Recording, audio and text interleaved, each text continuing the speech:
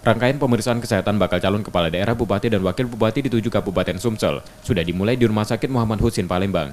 Tahapan pemeriksaan kesehatan berlangsung selama 2 hari hingga 9 September 2020. Hari pertama bakal calon kepala daerah mengikuti sejumlah pemeriksaan. Selain kesehatan, ada tes psikologi, tertulis, dan wawancara. Pada hari kedua, bakal calon bupati dan calon wakil bupati menjalani tahap pemeriksaan dengan pengambilan sampel urin dan darah. Peserta juga akan menjalani rekam jantung, ultrasonografi, pemindaian radiologi, pemeriksaan penyakit dalam, syaraf, urologi, tulang, mata, dan THT. Yang jelas pengalaman ya, biasanya ya penyakit-penyakit yang menghalangi mereka bekerja nanti kalau dia terpilih jadi kepala daerah. Ya sebenarnya udah kelihatan, dia datang aja udah berarti bisa, orang yang nggak bisa datang ya.